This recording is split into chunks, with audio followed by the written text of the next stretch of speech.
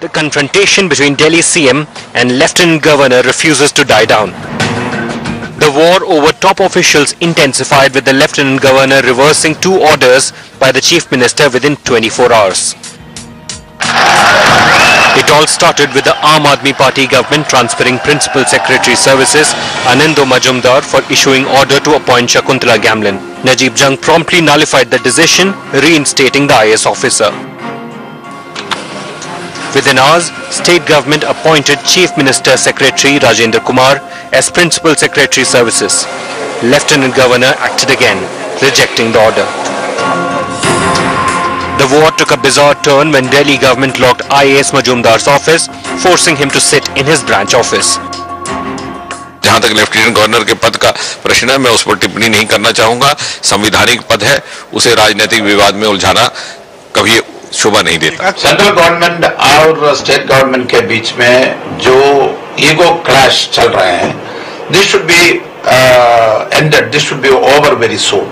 People are suffering, unnecessarily they are making the officers scapegoat in this fight. गृह मंत्रालय को अपनी सीमाओं में रहना चाहिए। इससे केंद्र राज्य संबंधों में एक नई दरार का सिलसिला शुरू होगा। प्रधानमंत्री खुद स्टेट फेडरलिज्म के हामी हैं। But this was not the only drama being played out in the open. A day after Kejriwal levelled allegations against acting Chief Secretary Shakuntala Gamlin, she escalated the matter to Union Home Secretary. The Chief Minister is not agreeable to the appointment of a particular IS officer as Chief Secretary, then there are forums to make issue through official means. One need not resort to character assassination.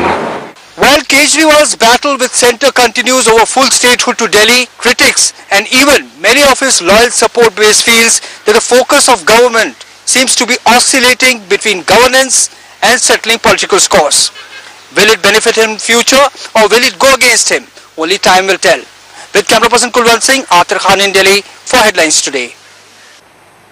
Headlines Today has accessed a file noting by Delhi Chief Minister Arvind Kejriwal and his deputy Manish Sisodia that adds a huge twist to this ongoing turf war between the Lieutenant Governor Najib Jung and the Chief Minister Arvind Kejriwal. Look at this file on your television screen.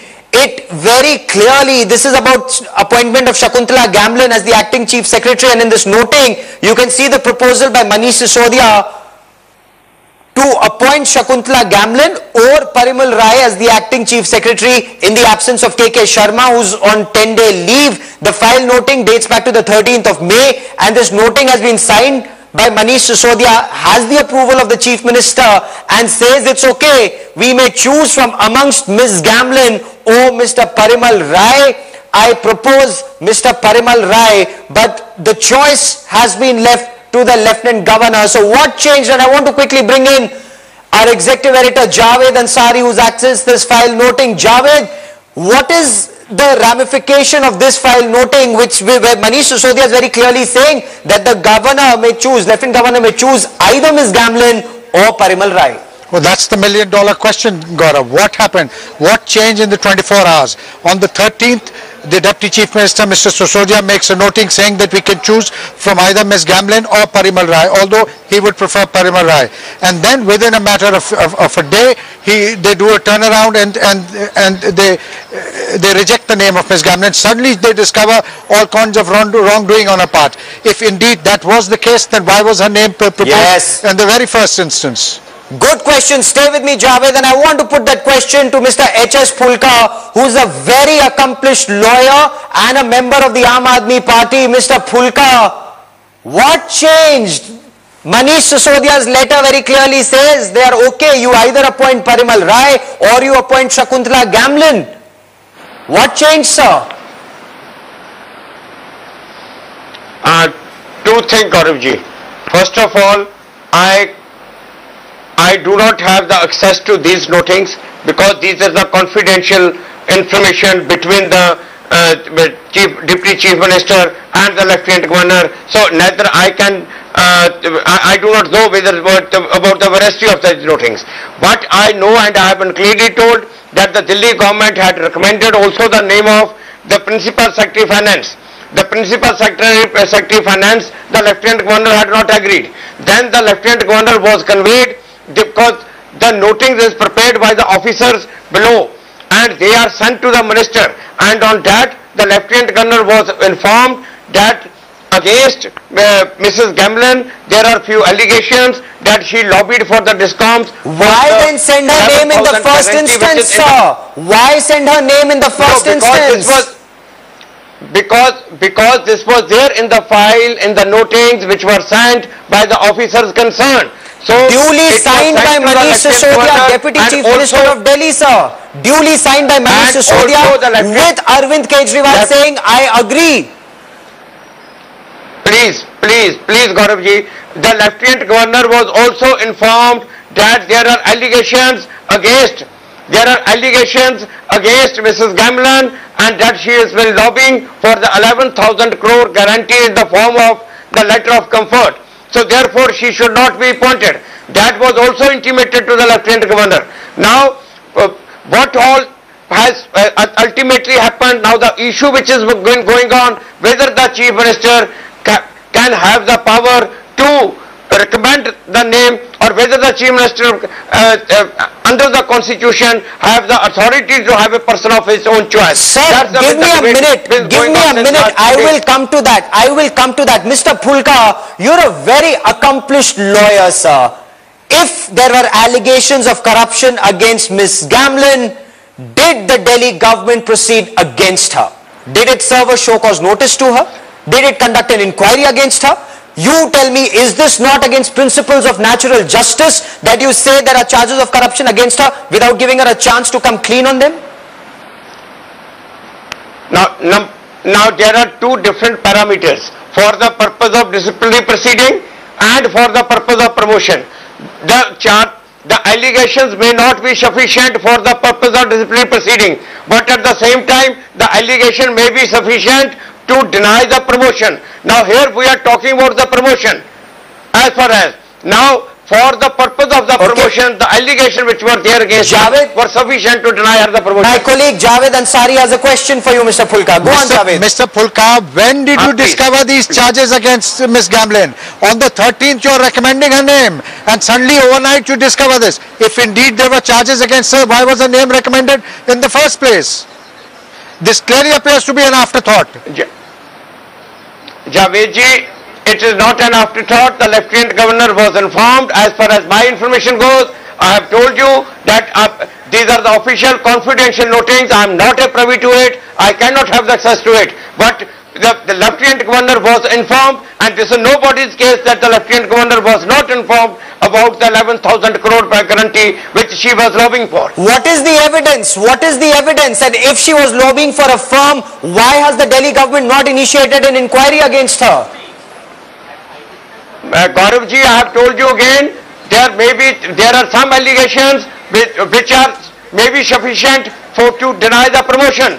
Those allegations may not be sufficient to proceed under the disciplinary inquiry. So these are two different parameters. That if you are not promoting a person, you take disciplinary proceeding. So that cannot be. This is no standard under the cyber jurisprudence.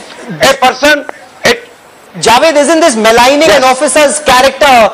And if you're saying that she is lobbying for a company, but if you have grounds to proceed against her, or let her be promoted, Javed. Gaurav, this is mind-boggling. You can't argue a case both ways.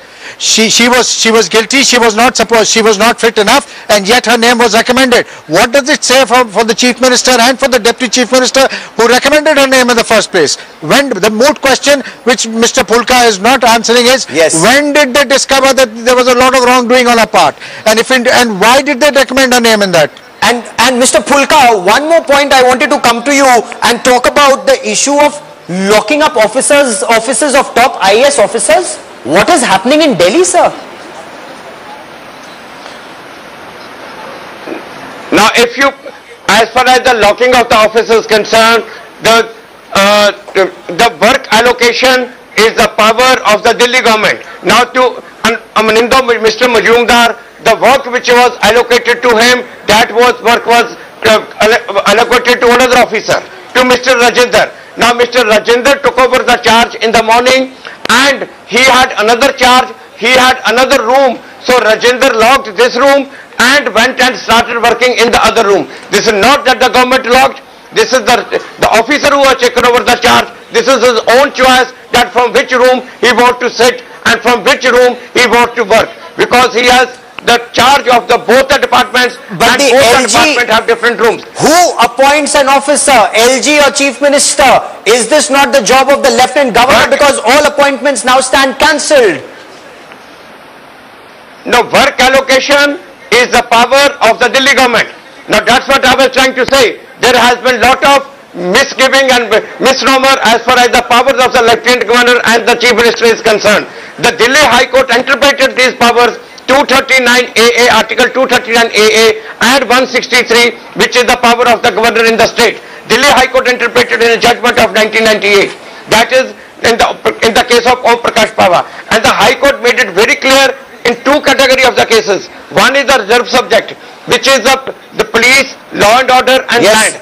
The other category is which under any law, it mentioned that it is the discretion of the Lieutenant Governor.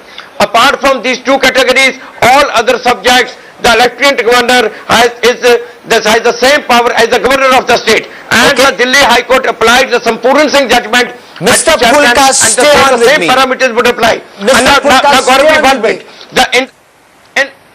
In para 75, yes, the High Court has very clearly said that the Governor and the Lieutenant Governor cannot run the parallel administration.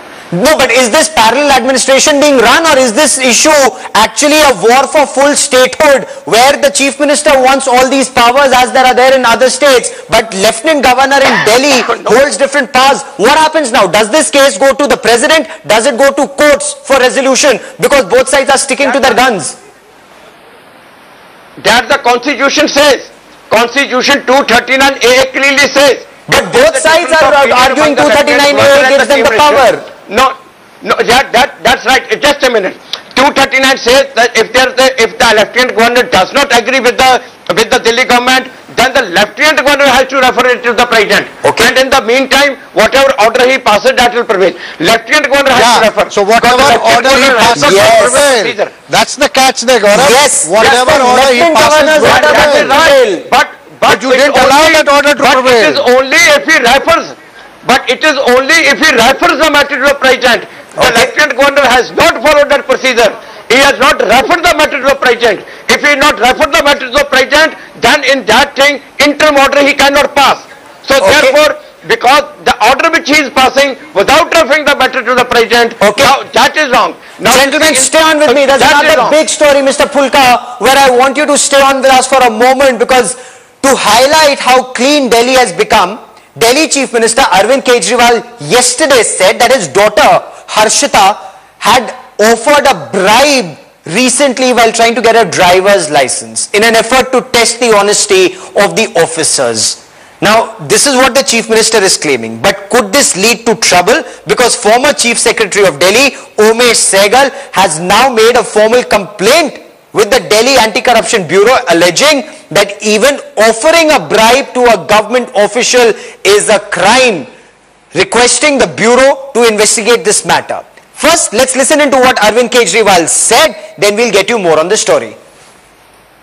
मेरी बेटी को driving licence